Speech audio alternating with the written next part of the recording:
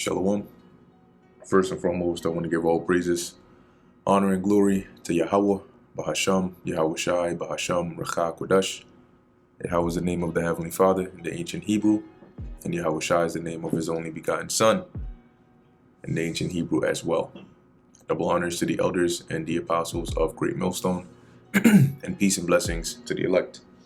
And I want to go into really the book of Daniel. But I'm going to start here at the first chapter and just give a brief overview as to basically what's happening around this time. All right, as you go throughout the whole book of Daniel, all right, because there are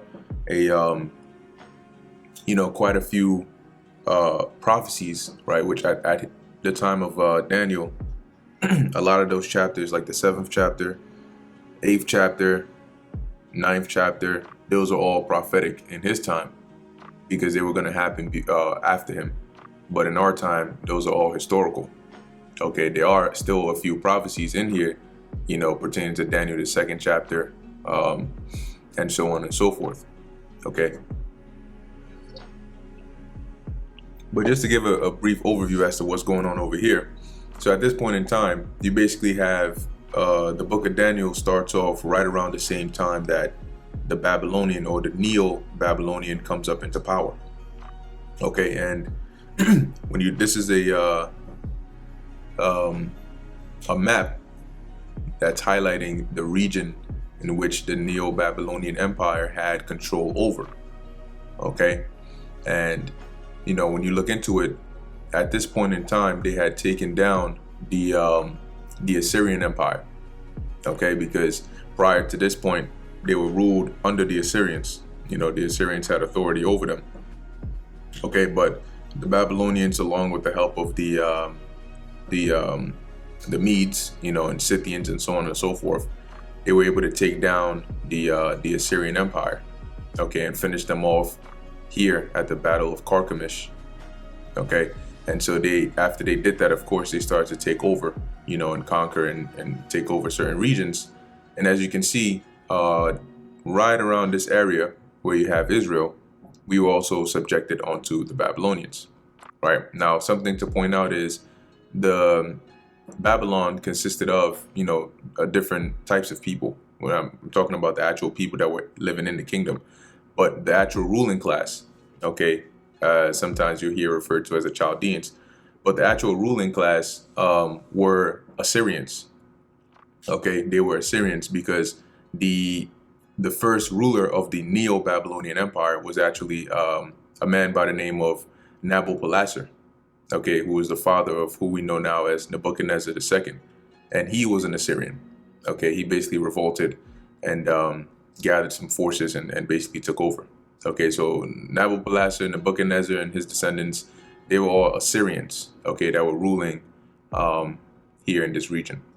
All right, so now let's see how this pertains to the holy people, right? To the children of Israel. So as we can see here, Daniel chapter 1, verse 1, in the 3rd year of the reign of Jehoiakim, king of Judah, came Nebuchadnezzar, king of Babylon, onto Jerusalem and besieged it.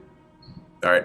Now, who is Jehoiakim? All right. When you look up Jehoiakim, and a useful tool to use as well to get some more context is if you hit on tools and you go down to Bibles, or not Bibles, dictionaries, they have different dictionaries here that give you a bit more context as to names, places, all of that good stuff. So here, if you look up, I forget which dictionary, I think Eastern's, I looked up Jehoiakim, and it gives you some context on Jehoiakim and some history, right, as to what led up to what we're reading of here in Daniel chapter 1, verse 1. So reading under Jehoiakim, he was which his name, I believe in the Hebrew is Yahweh Quam, which is Yahweh rise. All right, Quam in the Hebrew is rise, and Yahweh is the name of the Most High. So he whom Jehovah, or which really is Yahweh, has set up, the 2nd son of Josiah, and 18th king of Judah, which he ruled over for 11 years, which they give the time around 610 to 599 BC. His original name was Eliakim.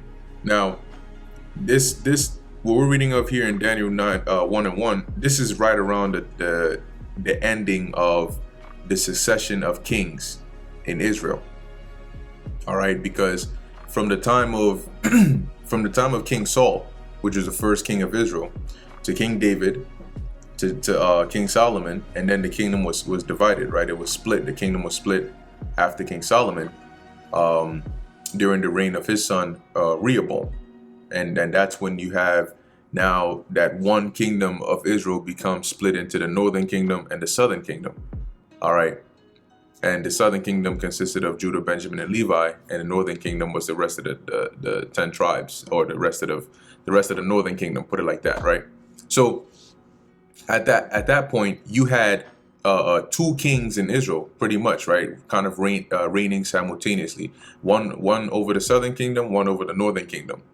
So when you read the book of Kings, it'll basically give you the context of that. And then they reigned and reigned and reigned and reigned and reigned.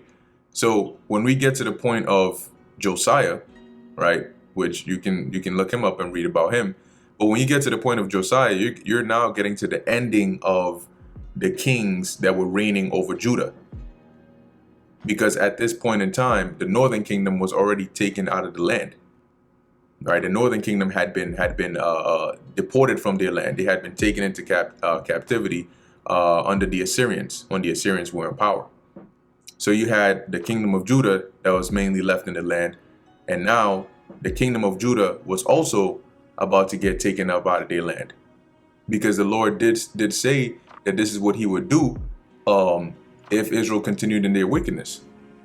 Right, because during that, when you read the book of Jeremiah and Isaiah and you know all that, Amos and Hosea, they're all prophesying to Israel about the wickedness that they're doing and how it's displeasing the Heavenly Father, and how the Heavenly Father is going to remove them from the land and put them in captivity, all right, and put them through harsh and painful times if they don't turn back. But guess what? They didn't turn back. So these are the effects that happened, and this is how they manifested. All right. So we're dealing here with let's go back and read about Jehoiakim. So it says here that he was the second son of Josiah. All right, because I believe you had Josiah, and you had Josiah's sons. You had what's this guy's name? Jehoahaz. Okay, and then you also had Jehoiakim, which his name was Eliakim before. Now, if we look up Josiah, it'll tell us here about his children, right? So you had Jehoiakim, Zedekiah, and Jehoahaz. All right, 3 sons. So let's go back.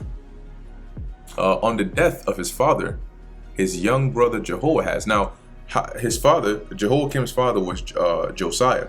Right now, what caused the death of Josiah? Right. Let me see if it's on here. Okay. So remember, right, like I said, the Babylonians took down the Assyrians, right, with the help of, the Medes and so on. So there were a few battles that they had, right, when they were taking down the Assyrians. They took them, the battle of, they took down their strongholds, right? So they took down Nineveh, Haran, and ultimately there was a battle of Carchemish, which was over here. What happened here was that the Assyrians, seeing that they were on the losing end, called for help from Egypt. Okay, and Egypt, which the Pharaoh at the time was Pharaoh Necho, he came right through trying to come up and assist or join the battle, let me say, here in Carchemish. He had to go through the land of Israel. And on his way there, at Megiddo, Josiah, which was the king of Judah at the time, came out to meet him to basically fight him. All right. And he told Josiah, look, I don't have any business with you right now. I got to go up there. All right. And Josiah didn't hear it. So Josiah disguised himself and went to war with Pharaoh Necho anyway. And then that's how Josiah ended up dying in the battle. And of course, they mourned for him and everything. So that's how Josiah died.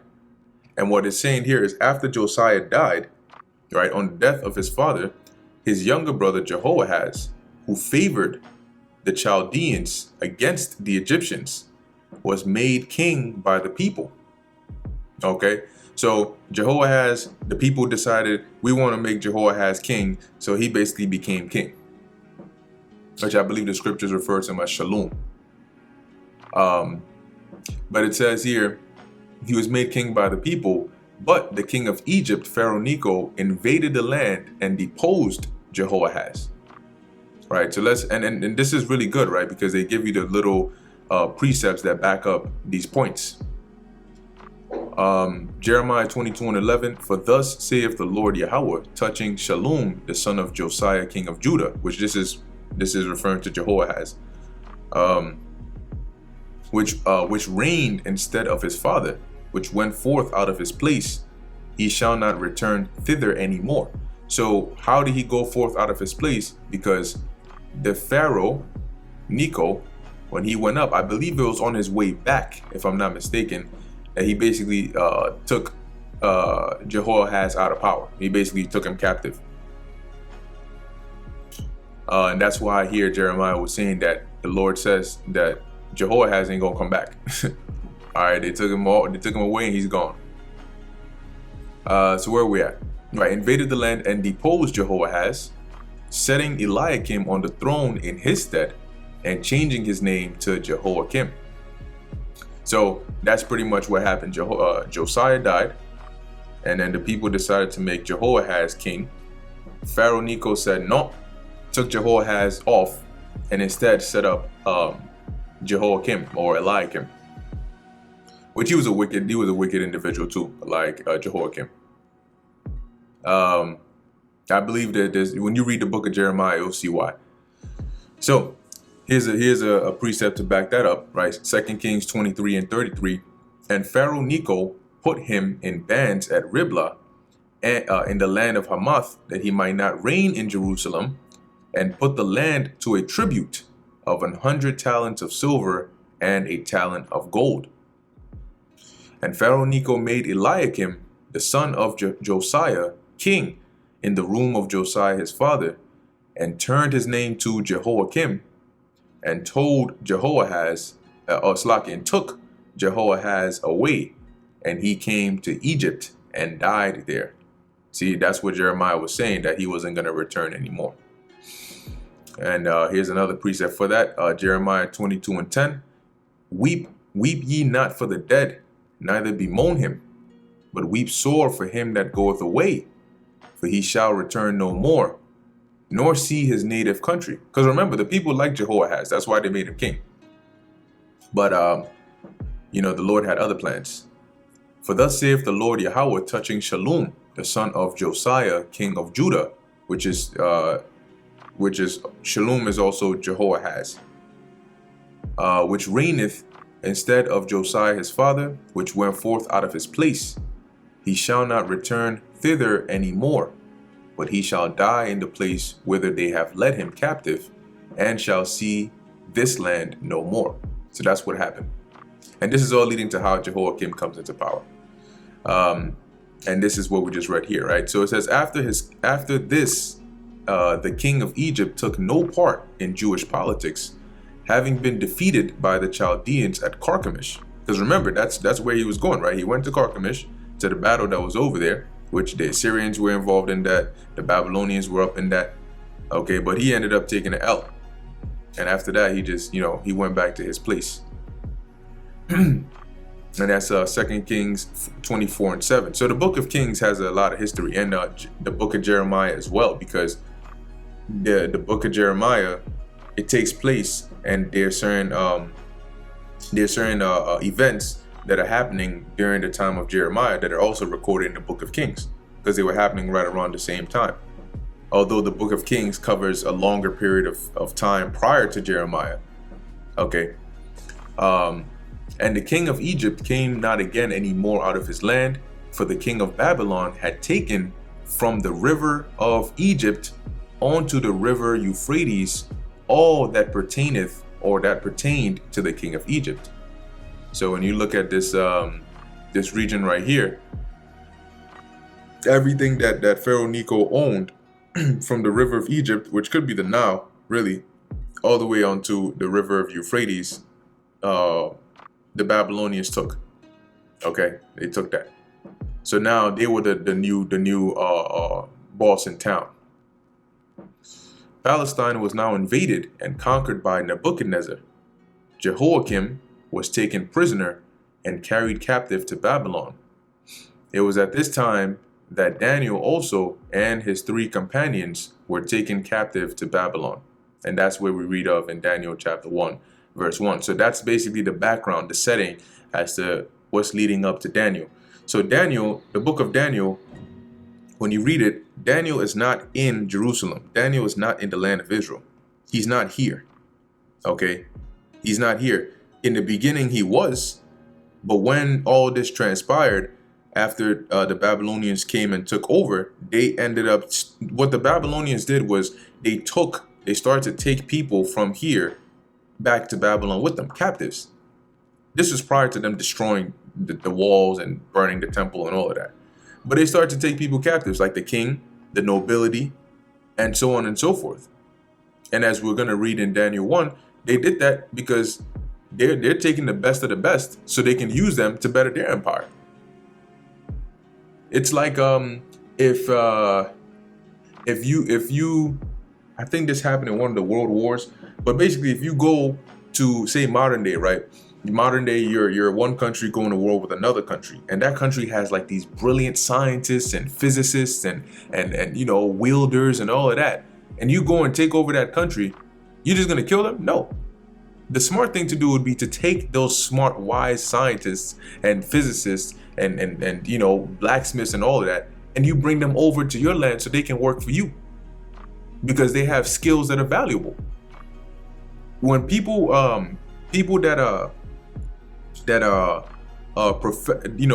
they're professionals in a certain field, that's a skill that's unique to them, right? Like it's hard, especially some of those difficult, complicated fields, it's hard for somebody to just learn that.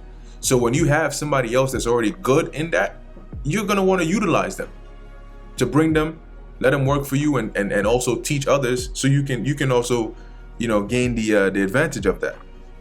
All right, so that's what they did. They didn't just go in there and just kill everybody. Where are we at? Okay. Yep, and this is when Jehoiakim was taken prisoner, 2 Chronicles 36:6.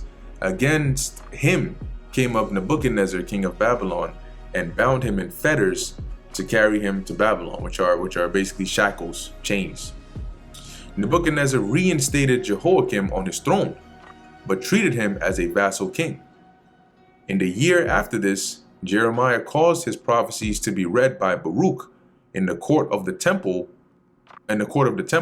right? So what's happened so far? Nebuchadnezzar came up in there.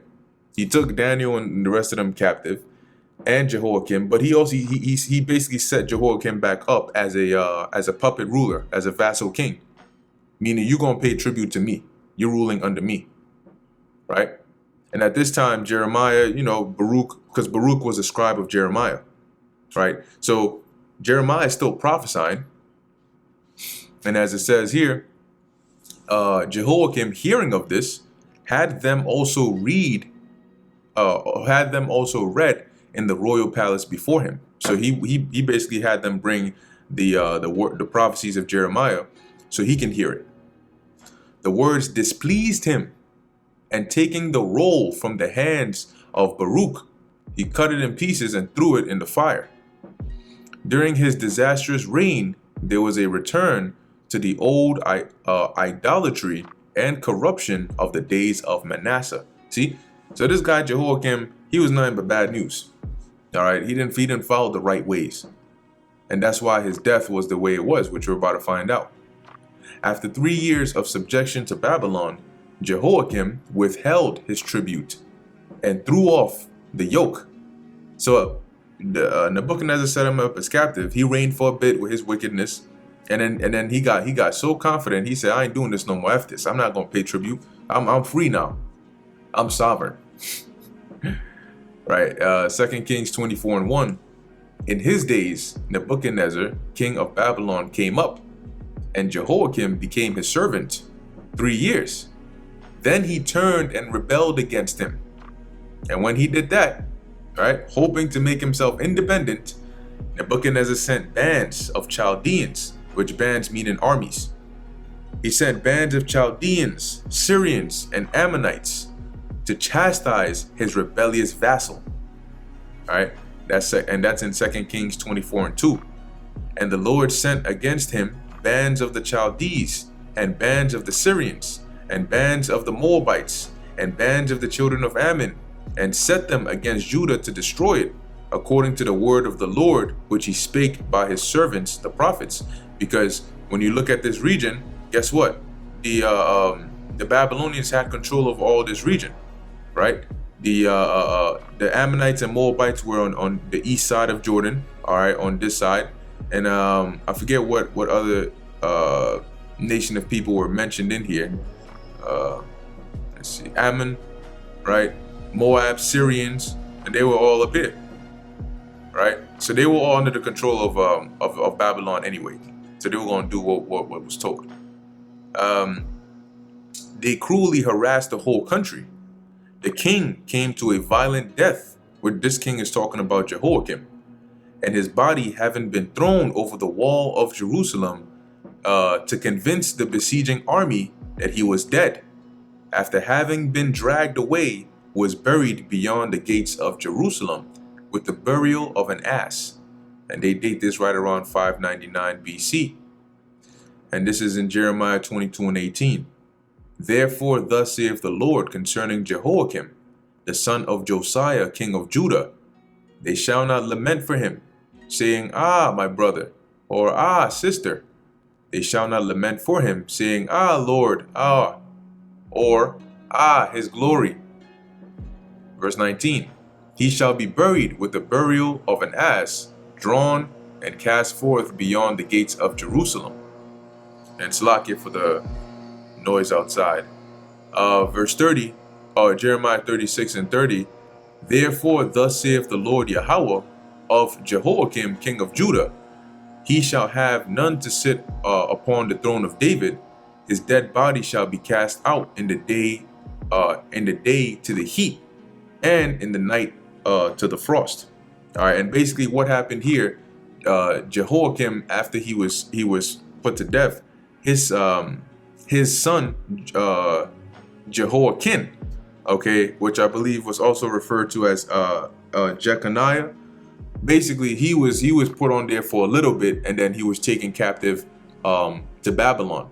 Okay, and then the one who Nebuchadnezzar ended up putting on the throne was Zedekiah, which was not a son of Jehoiakim, but actually his brother.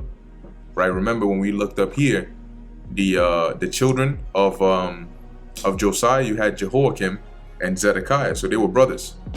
All right, and Zedekiah was pretty much the last king of Judah, or the last one of Judah to sit on that throne, because after Zedekiah was taken out, that was pretty much it. You know, he went into captivity and so on and so forth, and that was that. Okay, so it says here, Nebuchadnezzar placed his son Jehoiakim on the throne, wishing still to retain the kingdom of Judah as tributary to him. And this is a little bit of background on, the beginning of the book of Daniel, so you can get the setting. All right. So let's read this. This is Daniel chapter 1, verse 1. In the 3rd year of the reign of Jehoiakim, king of Judah. So now you know who Jehoiakim is. Came Nebuchadnezzar, king of Babylon, onto Jerusalem and besieged it. And the Lord gave Jehoiakim, king of Judah, into his hand, with part of the vessels of the house of God, which he carried into the land of Shinar to the house of his God. So the Lord gave Jehoiakim into the hand of Nebuchadnezzar, along with, precious vessels and so on and so forth from the temple. And this we're going to hear about again in Daniel 5, about what they did with those vessels over there in Babylon. And the land of Shinar is talking about Mesopotamia, all right, that region. Really around here. So where we at? It says, and he brought the vessels into the treasure house of his God. And the king spake to Ashpenaz. Now, along with this, they took Daniel, Shadrach, Meshach, and Abednego, which really Those were the names that were given to them over there in Babylon. Shadrach, Meshach, and Abednego. Those weren't their original names.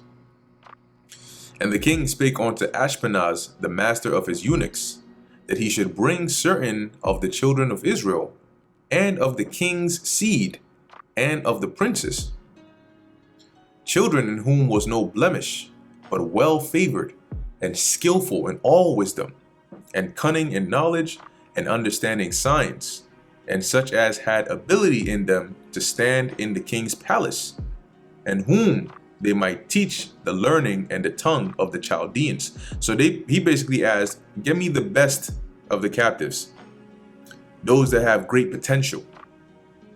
They're gonna be in my court, right? They're gonna be the ones that are gonna, minister unto me, if anything. And then we're gonna teach them the ways of the Chaldeans, the language and so on and so forth. Because if we can groom them properly, we can put them in certain positions that will benefit our kingdom. Verse 5, and the king appointed them a daily provision of the king's meat and of the wine which he drank. Now, the king's meat consists of a lot of, fatty meats and so on and so forth. So it's not really a healthy diet. That's why they call gout the king's disease. And the wine which he drank, so nourishing them 3 years, that at the end thereof they might stand before the king. So they were brought captive into Babylon, Daniel being one of them, all right, along with the rest. And now remember, Jerusalem is still not destroyed at this point. Okay, so Daniel being one of them, and basically you had for 3 years they were going to be fed and taught the language of the Chaldeans and all that. So it says here, so nourishing them 3 years, that at the end thereof they might stand before the king. Now among these were of the children of Judah, Daniel, Hananiah, Mishael, and Azariah. And these are the 3 holy children, the ones that later on were thrown into the fire. Unto whom the prince of the eunuchs gave names. For he gave unto Daniel the name of Belteshazzar. So you can sort of think of this like, if I forgot what the name of the movie is. I think it's called Roots. It's a movie on slavery. And the Kunta Kinte, I think that was his name. Basically, the one that was put in charge over him whipped him, fed him grits, and told him his name was Toby. So why didn't they keep the name Kunta Kinte? Why did he change it to Toby? Do you know why a lot of so-called African Americans today have these slave master names? Let's put it like that. Same reason here that they're giving them Babylonian names, right? Christopher Wallace, just putting that out there, right? So unto whom the prince of the eunuchs gave names, for he gave unto Daniel the name of Belteshazzar, and to Hananiah of Shadrach, and to Mishael of Meshach, and to Azariah Abednego. Okay, let's see what these names mean here. So they basically called Daniel Belteshazzar, which is Lord of the Straiten's treasure. All right, as the blue letter translates it as. That is quite the name in the Hebrew right there. All right. Baal Tasha'atazar. All right. It's quite the name right there. So that was the name that was given to Daniel. And we can see Baal meaning Lord, right? And then we had here Hananiah, whose name was changed to Shadrach. So Daniel, in the Hebrew, his name was Dan Ya'ala, right? Which was God is my judge, right? Dan, which is judge, Ya'ala, my God. And you have, so his name went from Dan Ya'ala to Belteshazzar, Lord of the Straitened treasure. And when we have, who do we have here? Hananiah, whose name got changed from Hananiah to Shadrach. And the Hananiah you have Hananiah, which is God has favored. The Yah at the end making it Oh, here are the two root words, right? You have Yah, short for Yahweh, and Chana, or Chanan, which is grace. Okay, to be gracious. So God is favored or God is gracious, right? Or Chanan Yah, right? Chanana. Yeah. So that's what his original name was, right? Hananiah.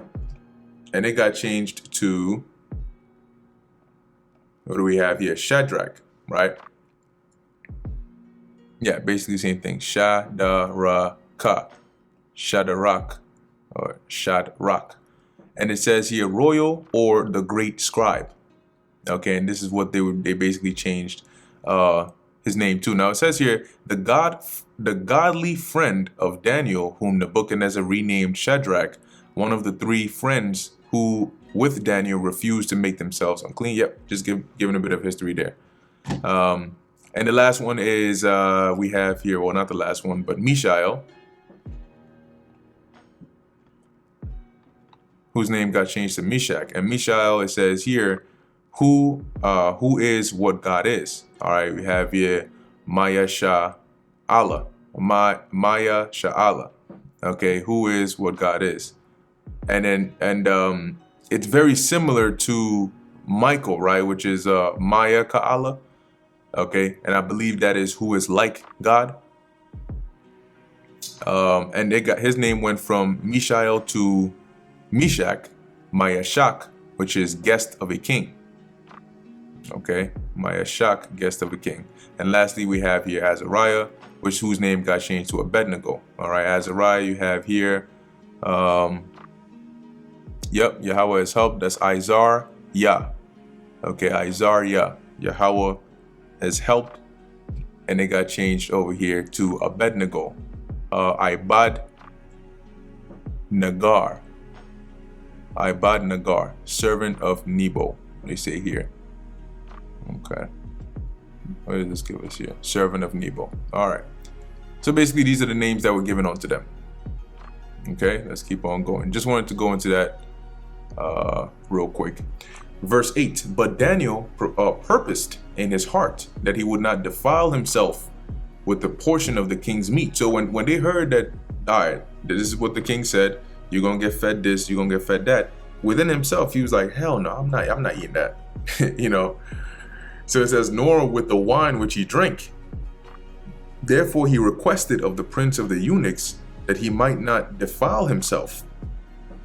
Now the Most High had brought Daniel into favor and tender love with the prince of the eunuchs. You see that? So that's why the scriptures say, there's a precept that says that, enemies to be at peace. Right? Proverbs 16:7, when a man's ways please the Lord, he maketh even his enemies to be at peace with him. So when you gain favor in somebody's sight, that's really the Most High that does that. That puts that spirit on them to to basically just have that, you know, that favor towards you. Okay, the Most High does that. Verse 10, and the prince of the eunuchs said unto Daniel, I fear my lord the king, who hath appointed your meat and your drink. For why should he see your faces worse liking than the children which are of your sort? Then shall ye make me endanger my head to the king.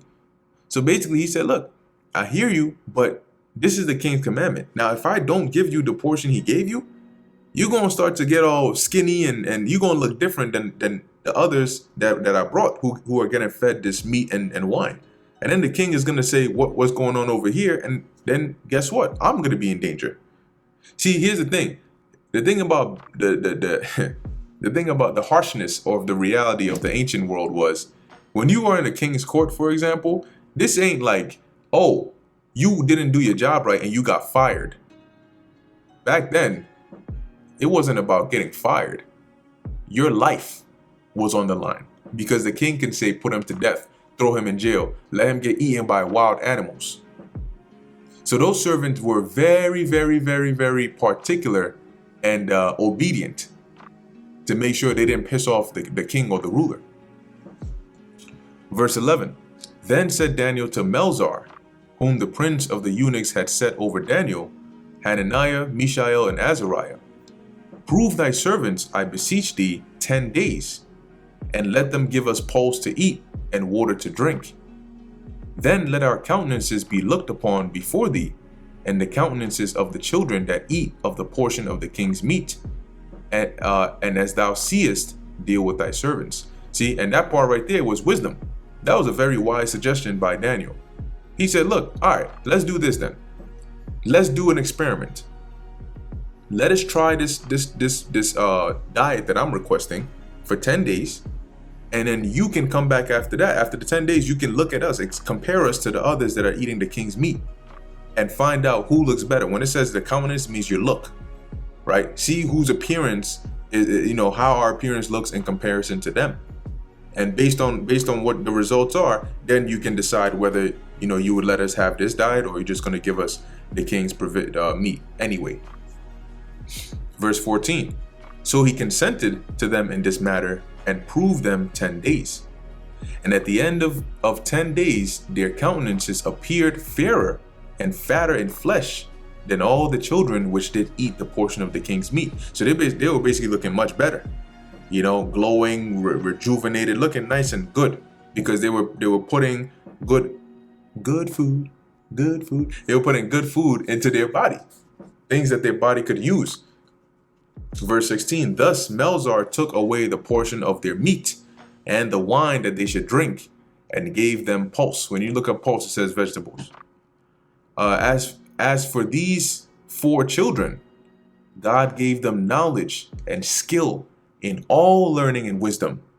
And Daniel had understanding in all visions and dreams. So that was a gift that the Lord blessed him with. Now at the end of the days that the king had said he should bring them in, and this was 3 years, right? Then the prince of the eunuchs brought them in before Nebuchadnezzar. And the king communed with them, and among them all was found none like Daniel, Hananiah, Mishael, and Azariah. Therefore stood they before the king. And in all matters of wisdom and understanding that the king inquired of them, he found them 10 times better than all the magicians and astrologers that were in all his realm. So you can imagine, right? He will ask them a certain question. What about this? What happens when this happens? If I was this guy and I was to do this, what would this happen? If this happened here, like these kinds of questions, right? Things that he would, like, if he asked his magicians and astrologers, they would give him a certain kind of answer. But the answers he got from Daniel and the 3 holy children, it was just like, that answer just like hit the nail right on the head. Much better than what the rest of the magicians and astrologers were telling him. Okay, and that's because what the Spirit of the Lord was had favor upon Daniel, Hananiah, Mishael, and Azariah. Verse 21, and Daniel continued even unto the 1st year of King Cyrus, which King Cyrus was a Persian. Okay, so meaning that Daniel lived from the time period of the Babylonians, all right, all the way up through until the Persians came up into power. Okay, which is some time. And that's pretty much the end of the book of Daniel, the 1st chapter.